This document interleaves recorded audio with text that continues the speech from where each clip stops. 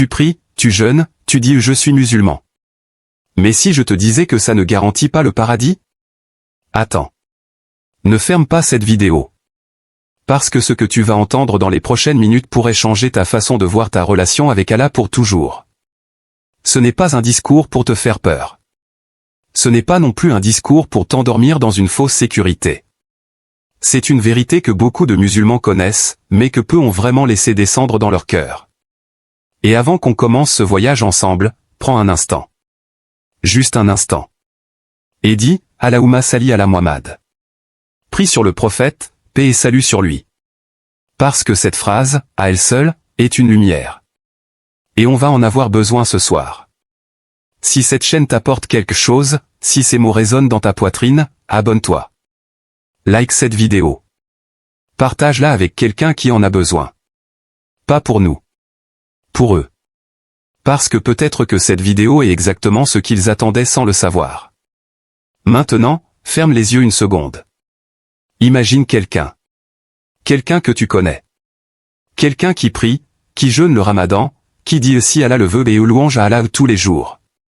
Quelqu'un qui se définit comme musulman depuis sa naissance, qui a été circoncis, marié islamiquement, enterré islamiquement. Toute une vie portant ce nom. Toute une vie sous cette étiquette. Et pourtant, quelque chose manquait. Quelque chose d'invisible. Quelque chose que ni les autres ni lui-même ne voyaient vraiment. Ce quelque chose, c'est la question que cette vidéo va poser. Pas pour juger. Pas pour condamner. Mais pour réveiller. Parce qu'il y a une phrase dans le Coran qui devrait nous arrêter net. Une phrase qu'Allah a adressée non pas aux mécréants, non pas aux hypocrites notoires, mais aux croyants eux-mêmes. Aux gens qui se définissaient comme musulmans.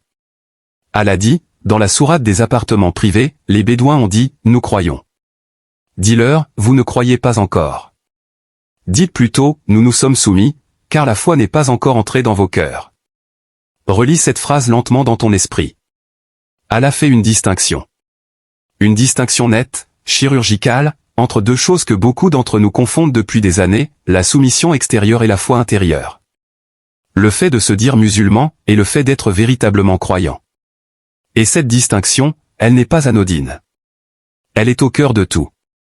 Elle explique pourquoi deux personnes peuvent prier côte à côte, faire le même geste, réciter les mêmes mots, et pourtant être dans des états spirituels radicalement différents. L'un est là avec tout son être. L'autre est là avec son corps seulement. L'un parle à Allah. L'autre récite devant Allah. Alors voilà la vraie question. Pas est-ce que tu es musulman? Mais, est-ce que l'islam a vraiment pénétré ton cœur? Et là, quelque chose de merveilleux se passe. Parce que si tu regardes la suite de cette même sourate, Allah ne s'arrête pas à ce constat. Il ne laisse pas les Bédouins dans la honte. Il leur dit, mais si vous obéissez à Allah et à son messager, il ne vous privera d'aucune part de vos œuvres. Il leur laisse une porte. Il leur tend une main. Parce qu'Allah ne révèle jamais une vérité difficile sans y associer une voie de sortie. Et c'est là que commence la vraie histoire. Celle que tu es venu chercher ce soir. Parce que oui, il est authentiquement rapporté que le prophète, paix et salut sur lui, a dit qu'aucun croyant ne mourra sans entrer au paradis. Mais ce hadith, on doit le comprendre dans sa totalité, dans sa profondeur, sans le réduire à une carte blanche. Parce que dans les textes authentiques, il est aussi clairement établi que certains croyants entreront au paradis après avoir été interrogés, après avoir rendu des comptes, peut-être après avoir traversé des épreuves dans l'au-delà que nous ne pouvons pas imaginer. Ce n'est pas l'islam qui est cruel. C'est Allah qui est juste. Et sa justice est inséparable de sa miséricorde. Le prophète, paix et salut sur lui, nous a averti dans un hadith authentique rapporté par les deux grands imams du hadith que le plus intelligent des croyants est celui qui compte son âme sur lui-même et qui œuvre pour ce qui vient après la mort. Et le plus incapable est celui qui suit ses passions et espère qu'Allah arrangera tout pour lui. Deux types de musulmans. Deux rapports à la même vérité. L'un qui dit, si Allah le veut, ça ira, je suis musulman. L'autre qui dit, si Allah le veut, ça ira, parce que je travaille, parce que je me bats, parce que je reviens à Allah encore et encore. Et c'est là que se joue quelque chose d'immense. Parce que l'espoir en la miséricorde d'Allah n'est pas une excuse pour l'inaction. C'est un carburant pour l'action. L'espoir vrai, celui qui est légitime aux yeux d'Allah, c'est celui qui s'accompagne d'un effort. Comme l'agriculteur qui plante une graine, arrose la terre, protège le champ des mauvaises herbes, et espère ensuite une belle récolte. Son espoir est fondé. Il a fait sa part. Mais si quelqu'un ne plante rien, n'arrose rien, et dit, si Allah le veut, la récolte sera bonne, ce n'est pas de l'espoir. C'est de l'illusion. Et notre vie spirituelle, c'est exactement ça. C'est une terre. Elle peut porter des fleurs magnifiques ou rester aride. Et la différence entre les deux, c'est ce qu'on y fait chaque jour. Alors arrêtons-nous un moment.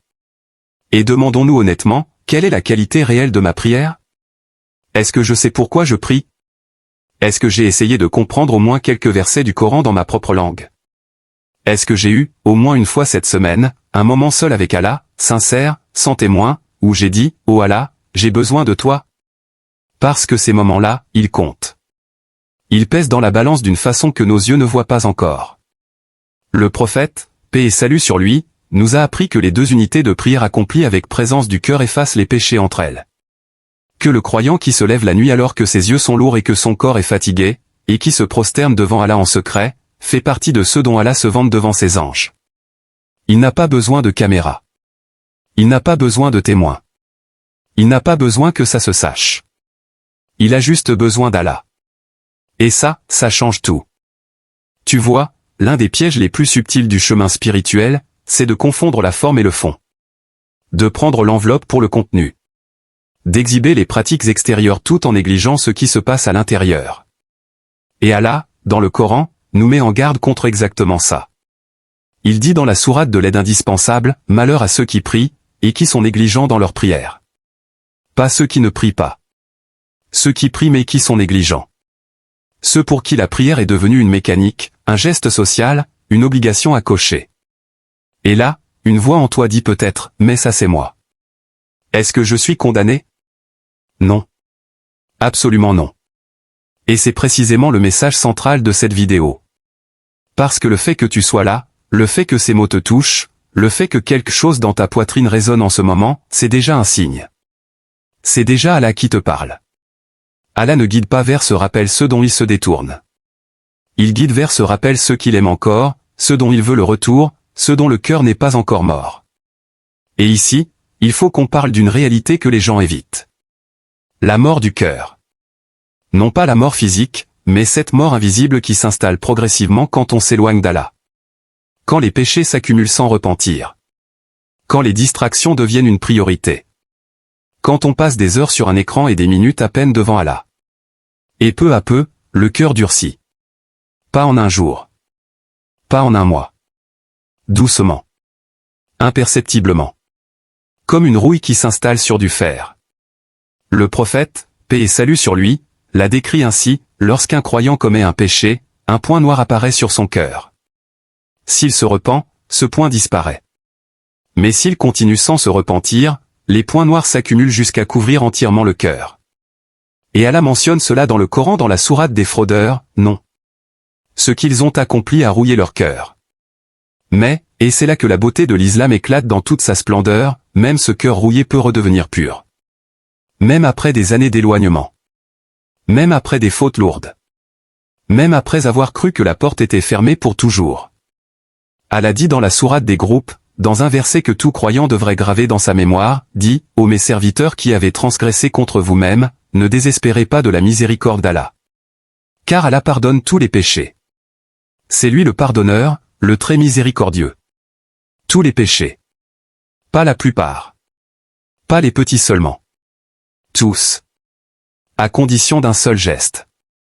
Un geste que ton corps connaît déjà, que ton âme attend, et que ton orgueil retarde parfois, le retour sincère vers Allah. Ce retour, ce repentir sincère, ce n'est pas une formalité.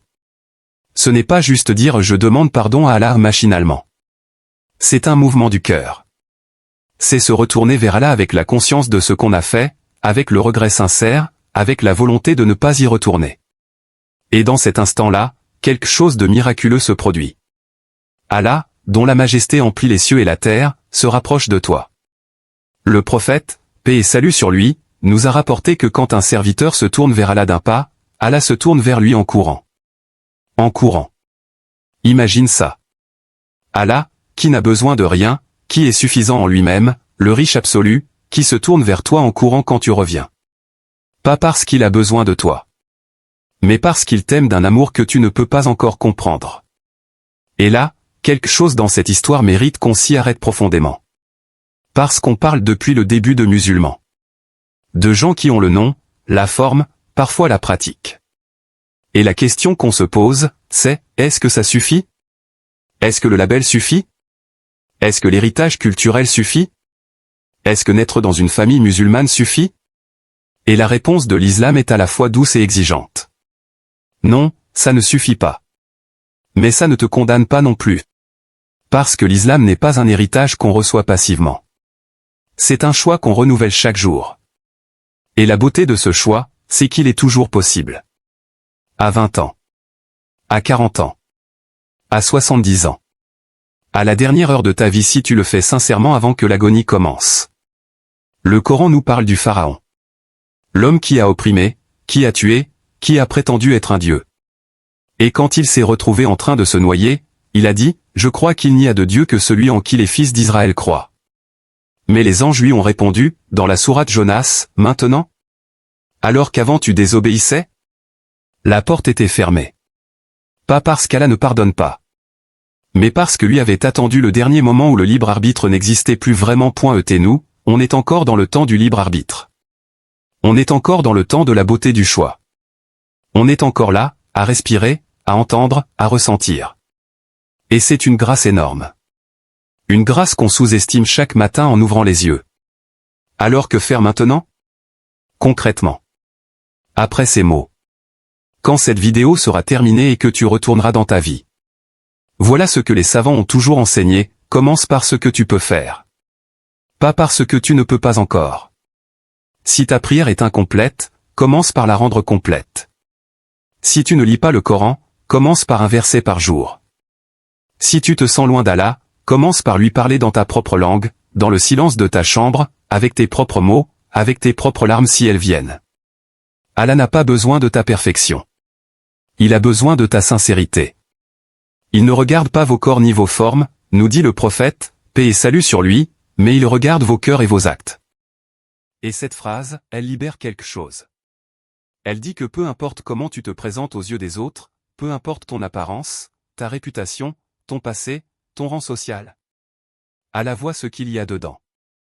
Et si dedans il y a un désir de revenir, une sincérité même fragile, un amour même vacillant pour lui, alors il te prend en charge. Il t'accompagne.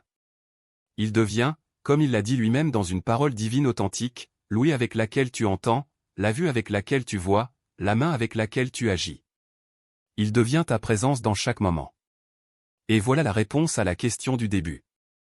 Tous les musulmans iront au paradis, vraiment? La vraie réponse, c'est, Allah a promis que ses serviteurs croyants, ceux dont la foi est réelle, ceux dont le cœur est tourné vers lui-même imparfaitement mais sincèrement, ne seront pas abandonnés. Il a promis que sa miséricorde dépasse sa colère. Il a promis des portes ouvertes, des intercessions, des pardons. Mais il a aussi promis une rencontre. Une rencontre où chacun se présentera seul. Sans sa famille. Sans sa tribu. Sans son étiquette culturelle ou sociale. Juste lui, et ce qu'il a apporté. Et cette rencontre-là, le croyant qui la prépare n'en a pas peur. Il l'attend. Il la désire même. Parce qu'il sait qu'il y va vers quelqu'un qu'il a aimé.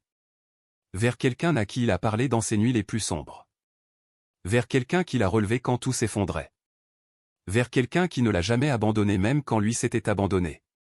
Et ce jour-là, selon la promesse authentique d'Allah dans son livre, les gens qui croyaient, les gens dont le cœur était attaché à lui, entendront quelque chose que rien dans ce monde ne peut égaler. Une parole d'Allah qui résumera tout, qui clôturera tout, qui illuminera tout. Une parole face à laquelle ce monde entier ne vaut pas une aile de moustique. Et tout sera compris. Tout aura eu un sens. Chaque larme versée dans la nuit. Chaque effort fait en secret. Chaque fois qu'on a choisi Allah plutôt que ce qui brille. Alors ce soir, si tu retiens une seule chose de cette vidéo, que ce soit celle-ci, tu n'es pas condamné. Tu n'es pas perdu. Tu n'es pas trop loin. Il n'est pas trop tard. La porte est ouverte. Elle sera ouverte jusqu'au dernier souffle. Et derrière cette porte, il y a un Seigneur qui t'attend, qui te connaît par ton nom, qui a compté chacun de tes soupirs, qui sait ce que tu portes et ce que personne d'autre ne voit. Et qui dit encore, en ce moment même, à travers ces mots peut-être, reviens. Reviens à moi. Je suis là. Si cette vidéo t'a touché, si quelque chose en toi s'est réveillé ce soir, alors ne laisse pas cette émotion s'éteindre seule dans le silence. Fais quelque chose avec elle. Prie 2 unités de prière. Lien verset. Demande pardon. Ou simplement, dans le calme de là où tu es, lève les mains et dis, « Oh Allah, guide-moi ». C'est tout. C'est suffisant pour commencer. Et si tu veux que d'autres reçoivent ce rappel, partage cette vidéo. Un partage peut allumer une lumière dans un cœur qui attendait. Like cette vidéo si elle t'a apporté quelque chose. Abonne-toi à cette chaîne pour ne manquer aucun rappel à venir. Laisse un commentaire et dis-nous ce que tu ressens, ce que tu gardes de ce soir, parce que tes mots peuvent à leur tour toucher quelqu'un d'autre. Et prie sur le prophète, paix et salut sur lui, encore une fois, en terminant. Parce que c'est la plus belle façon de clore une soirée passée à parler d'Allah. Que Allah vous bénisse tous, vous préserve, vous guide et vous réunisse dans les demeures de sa miséricorde. Amin.